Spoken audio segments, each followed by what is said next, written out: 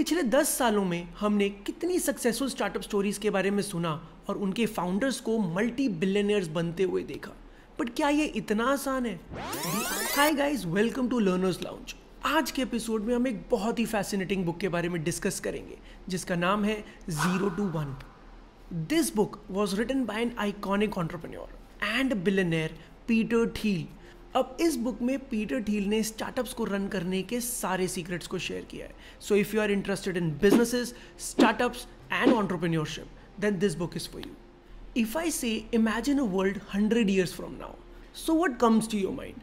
Maybe something like electric vehicles would become very common. शायद flying cars आ जाएं तब तक, या हम अर्थ से मार्स पे सेटल होने लगे। तो माई पॉइंट इज कि हम जब भी फ्यूचर का सोचते हैं, we usually don't think about the passage of time but the progress that has been made during the time. देखो यार, प्रोग्रेस जो होती है ना, वो दो टाइप्स की होती है। एक होती है horizontal progress and the other one is vertical progress. Horizontal progress का बेसिक मतलब होता है expanding on to the existing ideas. For example, mid 90s में कीपैड सेलफोन्स की टेक्नोलॉजी डेवलप हुई थी।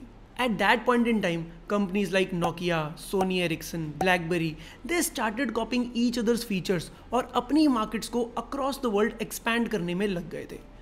Now this kind of progress or growth is known as horizontal progress. At the macro level, we call it globalization. That means एक technology जो developed markets में invent हुई is now being copied to fulfill the needs of the developing world as well. Peter Thiel calls this kind of progress as going from 1 to n. That is to copy things that are already being accepted by the market. But अगर कुछ नया create करना चाहते हैं तो we call it vertical progress या 0 to 1 जाना। By mid 2000s keypad cellphones were dominating the market, लेकिन टच स्क्रीन स्मार्टफोन्स का किसी ने नाम तक नहीं सुना था। But that changed in 2007 when Steve Jobs came up with the breakthrough technology of touch screen cellphones. इस इनोवेशन ने स्मार्टफोन मार्केट को टोटली रेवोल्यूशनाइज करके रख दिया था। तो when we come up with a new product in a market, that progress is known as vertical progress or going from 0 to 1. Macro level पर vertical progress को हम टेक्नोलॉजिकल एडवांसमेंट भी बोलते हैं। माइंड यू, टेक्नोलॉजी का मतलब ज़रूरी नहीं कि सिर्फ कंप्यूटर्स या कुछ IT एडवांसमेंट ही हो। In fact any new and better way of doing things can be termed as technology. 0 to 1 जाने के लिए, which is the main purpose of this book, here are the footprints you need to follow.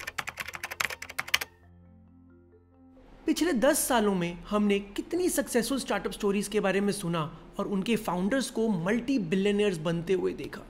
So much so that many of us harbour the dream of running a successful startup today. But क्या ये इतना आसान है? The answer is no. According to Peter Thiel, the reason why it is so difficult is because of our flawed education system. Our education system teaches us to become the jack of all trades but a master of none. हम हर subject पे equal time spend करते हैं and and up acquiring mediocre knowledge about everything. But अगर आपको कुछ innovate करना है तो किसी एक फील्ड में डोमेन एक्सपर्टीज बहुत इंपॉर्टेंट है। Point number 2, start betting on a contrarian truth, a truth जिसपे मासेस आपसे अग्री नहीं करते। देखो गाइस, अगर आप कुछ नया क्रिएट करना चाहते हो तो कन्वेंशन से अलग तो सोचना ही पड़ेगा। और किसी भी आइडिया को एक्सेप्ट करने से पहले बहुत से लोग उस आइडिया को लेकर थोड़ा डाउटफुली रहते हैं। For example, when Wright brothers said that they can make an airplane, at that time everybody started laughing at them. पर राइट ब्रदर्स ने सोचा कि अगर हम बर्ड्स के फ्लाइंग पैटर्न्स को स्टडी करें तो we can make an object fly, and that is exactly what they did. This was the important truth that Wright brothers kept betting on and eventually they created history. तो Peter Thiel says कि जब तक आपके कुछ idea से लोग disagree नहीं करते तब तक वर्टिकल प्रोग्रेस करना इज नेक्स्ट टू इम्पॉसिबल। और जब आप एक अनकन्वेंशनल ट्रूथ से शुरू कर रहे हो तो obviously you have thought about an idea which no one else has. That means you actually are in the process of creating a monopoly, which brings us to our next point, that is aim for a monopoly. देखो guys, जब भी हम monopoly word सुनते हैं तो हमारे mind में एक ईविल कंपनी की इमेज बन जाती है which is unfairly squeezing the competition out of the market. But you know what, that is not entirely true. According to conventional wisdom, perfect competition is the way to go. But you'll be surprised to know that it is actually a monopoly which drives innovation. जहाँ monopoly innovation promote करती है, वहीं competition एक unnecessary friction create करता है, जहाँ mediocre returns या profits के अलावा और कुछ achieve नहीं होता. Market ना एक पाई की तरह है. If only 2 people eat the pie, तो दोनों को large pieces मिलते हैं, और वही अगर 2 की जगह 20 हों तो वही पाए 20 लोगों में बट जाती है. अब सोचो कि अगर 20 कंपनीज मार्केट में compete कर रही हैं, then they'll have no other option but to lower the price, जिससे वो अपने प्रोडक्ट्स को मार्केट में सेल कर सकें. और प्राइस रिड्यूस होने से इन कंपनीज के प्रॉफिट मार्जिन्स भी रिड्यूस हो जाते हैं. On the other hand, a monopoly gives you the freedom to set your own prices, जिससे आपके प्रॉफिट्स तो बढ़ते ही हैं, और यही हायर प्रॉफिट्स को आप रिसर्च में लगाकर नए इनोवेटिव प्रोडक्ट्स बना सकते हो. And that is how the world makes vertical progress. That's why ज़रूरी नहीं है कि मोनोपोली का मतलब इनजस्टिस या business through unfair means. If executed properly, तो it simply means that you are doing something so much better कि आपके आगे नोबडी एल्स कैन सर्वाइव. तो इसमें गलत क्या है? Take for example Google. Google has a virtual monopoly in the search engine market with around 66% market share. और दूसरी side, let's take the US aviation industry, which has a lot of competition. In 2012, the US airline companies generated a combined revenue of $160 billion. लेकिन फिर भी, because of all the competition, they had to keep their prices so low कि वो सिर्फ 37 cents per passenger का profit ही earn कर पा रहे थे. On the other hand, Google made only $50 billion in revenues. But despite that, उन्होंने 21% profits earn किया, which is equivalent to 80,000 crores in a year. आज अगर हम US की सारी एयरलाइन कंपनीज के प्रॉफिट्स को कंबाइन भी कर दें, तो भी Google के profits are 3 times more than all of them put together. But despite all these cons, our society has some weird attraction to the idea of competition. हमारी society हर उस इंसान को जो कंपटीशन में अच्छा परफॉर्म नहीं करता, उसे लूजर कहती है. The one who is last in swimming teams, the one who doesn't get good grades, doesn't make it to the top universities, उन सब पे एक बड़ा बोल्ड टाइटल लगा देती है of being a loser. But Thiel says कि competition in itself is for losers. आप कंपटीशन जीतने में, लोगों को हराने में इतना बिजी हो जाते हो that you lose sight of the bigger picture, which is far more valuable. When competing, your focus narrows down to beating people and not on creating something new. Thiel says her happy company अलग होती है because वो एक differentiating factor पे काम करती है जो उन्हें competition से अलग कर देता है. On the other hand, her unhappy company same होती है because all of them fail to escape the competition. And now, let's discuss the 4 factors which are key to establishing a monopoly. आप monopoly तभी create कर सकते हो अगर आपके पास जो टेक्नोलॉजी है वो एटलीस्ट 10 times बेटर है आपके कंपेटिटर से. Let's take the example of Google. आज majority of the world's population is using Google as its primary search engine because it is much faster and has better predictive power. और इसकी वजह से Google को एक distinct advantage मिलती है compare to its peers. The second factor is network effect. Network effect is one of the most important factors जो monopoly को मेंटेन करने में हेल्प करता है. आज आप किसी भी कंपनी की बात करो जो काफ़ी सक्सेसफुल है, तो there is a good chance कि उन कंपनीज में नेटवर्क इफेक्ट होगा. So what is network effect? If more number of people are using the product, the more valuable the product becomes. Let us understand this with the example of WhatsApp. Today, WhatsApp has become such an inevitable part of our lives कि आप सबसे पहले phone खरीदते ही WhatsApp install करते हो. क्यों? Because that is a universal source of connection to the world. आपके friends, families, colleagues सब WhatsApp पर है. और अगर आज मैं आपको बोलूं कि व्हाट्सएप की जगह टेलीग्राम यूज़ कर लो, तो would you be able to do it? हाँ, आप व्हाट्सएप के साथ उसे ज़रूर यूज़ कर लोगे, but the question is would you be able to replace it? The answer is no. Why? Because friends, families, colleagues, and this is the strong network effect that WhatsApp has created for itself, and that has made almost impossible to dislodge this company. The next factor is economies of scale. अगर आप किसी product को large scale पे manufacture करते हो तो आपको cost savings होती हैं, जिसको we call it economies of scale. Let's suppose you start an ice cream parlour. तो आपके कुछ एक्सपेंसेस फिक्स्ड होंगे, जैसे रेंट, इक्विपमेंट, इलेक्ट्रिसिटी एक्सेट्रा. अगर आपके पार्लर की कैपेसिटी है to produce anything between 1 to 10,000 units of ice cream in a month, then it means कि आप चाहे 1 यूनिट बनाओ या 10,000, आपकी फिक्स कॉस्ट सेम ही रहेगी. तो आप जितनी ज़्यादा आइसक्रीम बनाओगे उतनी ही आपकी पर यूनिट कॉस्ट कम होती जाएगी. Thus, with the help of economies of scale, your company can actually become the lowest cost producer. And because आपकी कॉस्ट सबसे कम है, आप अपने प्रोडक्ट्स को मार्केट में चीप रेट्स में सेल कर सकते हो, जो शायद मार्केट में और कोई प्लेयर ना कर पाए. Have you ever wondered why Chinese products are so cheap?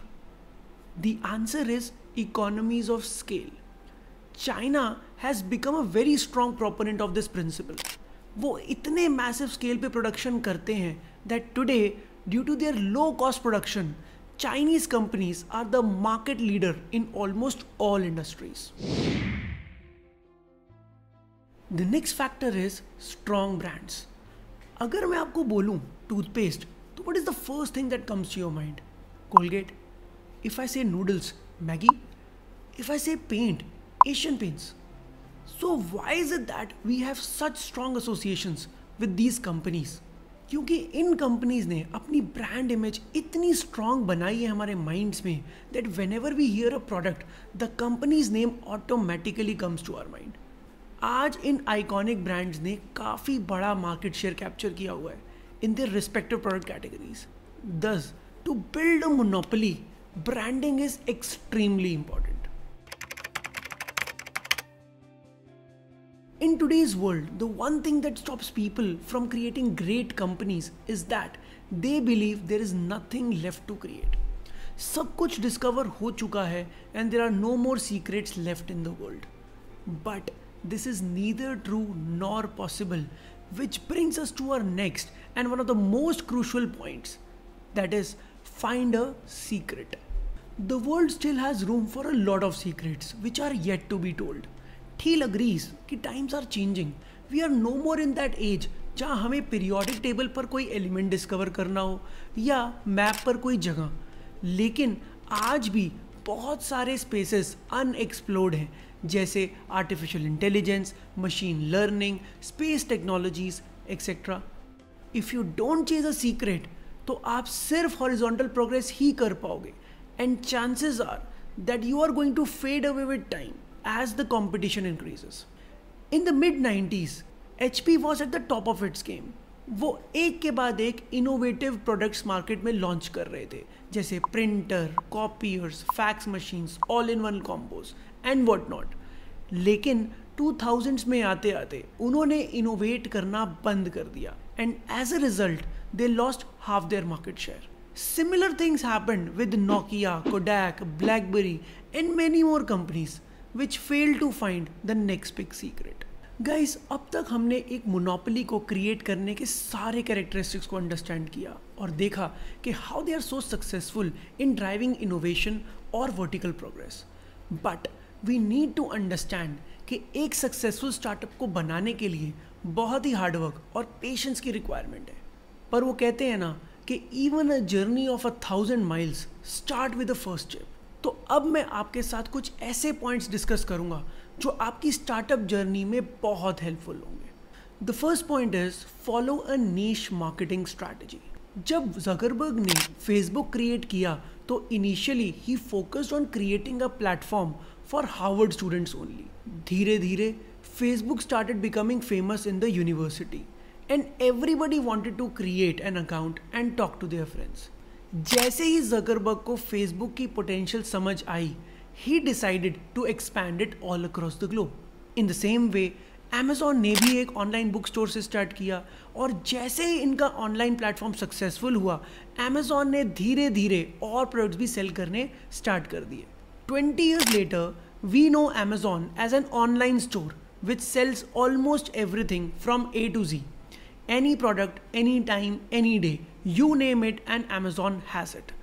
So, in iconic visionaries ने भी पहले एक नैरो मार्केट पे फोकस किया, अपने प्रोडक्ट को डेवलप किया और फिर वर्ल्ड ओवर में एक्सपैंड किया। The next point is find the right people. किसी भी स्टार्टअप के लिए इनिशियल डेज बहुत ही ज़्यादा क्रूशल होते हैं, बिकॉज एक तो उनकी टीम छोटी होती है और every member has to play an important role. इसलिए स्टार्टअप के लिए टीम बनाना is one of the most difficult task, क्योंकि सारे मेंबर्स के पास एक तो डिफरेंट स्किल्स होनी चाहिए, plus they should be happy working with each other. The next point is alignment in the vision of founders and investors. Every startup begins with a vision of its founders. इसी vision पर investors trust करके एक startup में पैसा invest करते हैं। Now while the founders want to patiently develop their products, sometimes investors do not give them that liberty. Instead, वो चाहते हैं कि प्रोडक्ट्स जल्दी बने और मार्केट्स को जितनी जल्दी हो सके वो कैप्चर करें, so they can generate quick profits. यहीं से फाउंडर्स और इन्वेस्टर्स के बीच एक कॉन्फ्लिक्ट की बिगनिंग होती है, which can slowly kill the company itself. इसीलिए to increase the odds of a successful startup, make sure कि आपके और आपके इन्वेस्टर्स के इंटरेस्ट अलाइंड हो। Create a strong company culture. साथ में दिवाली मनाना, पूल टेबल पर खेलना या फिर कॉफ़ी मशीन के पास खड़े रहकर गॉसिप करना, सिर्फ इसी को ही स्ट्रॉन्ग कल्चर नहीं कहते। According to Peter Thiel, culture means relationships and a strong culture means strong relationship within the team. एक ड्रीम को रियलिटी में बदलने के लिए बहुत ज़रूरी है कि एम्प्लॉयज़ एक दूसरे को ट्रस्ट करें, सपोर्ट करें और पुश करें। Only then they all can stand together and fight against all odds to build their company. The next point is never underestimate the power of marketing. A common misconception among the startup founders is कि अगर वो एक अच्छा product build कर लेते हैं तो लोग खुद उस प्रोडक्ट की वैल्यू रिकग्नाइज कर लेंगे and the product will start selling itself. पर ऐसा नहीं होता। Not only the founders need to innovate and build the right product, उन्हें अपने प्रोडक्ट को मार्केट तक पहुंचाने के तरीके भी ढूंढने पड़ते हैं। If the new product is not strategically marketed, then no matter how innovative और customer friendly that product is, उसके फेल होने के चांसेस बहुत ज़्यादा बढ़ जाते हैं। For this you need a good distribution network and a great sales team. Steve Wozniak, who co-founded Apple with Steve Jobs, was a tech junkie. He was an expert in creating cool gadgets, while Steve Jobs was the ultimate marketer.